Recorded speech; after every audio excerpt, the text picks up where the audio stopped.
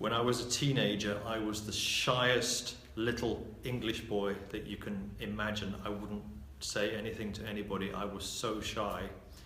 And that included my faith, my religion. I grew up as an Adventist. My dad was a pastor. I went to church. I knew all the doctrines, but that didn't make me a Christian. And then one day I was walking down the corridor in our school, and I heard some of my friends talking in a classroom, and I went in there and I found that they were organizing a youth evangelistic outreach. And I got involved. I didn't preach, was much too shy. I was at the back of the hall operating the projectors and the lights and the sound system, all the technical stuff, but nothing up front. And suddenly, as a teenager, I found that my faith had turned to something I knew about, to something I was actually involved with. I suddenly started to have a relationship with Jesus. Now, a few weeks later, I was in church.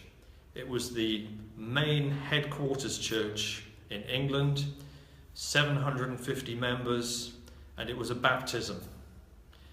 And it was also a very conservative church.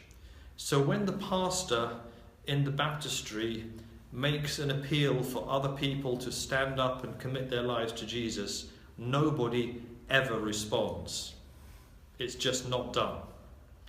And I was sitting there and I was listening to that appeal, and I was ever so shy, but I found I had to respond. I just felt myself coming up out of the seat, and I was beetroot coloured from head to toe, but I said yes to Jesus.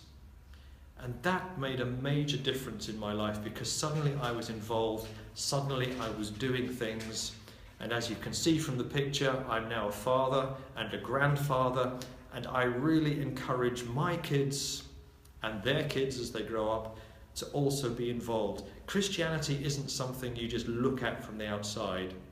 Christianity is something you do, and it's actually when I'm doing it that I feel most alive.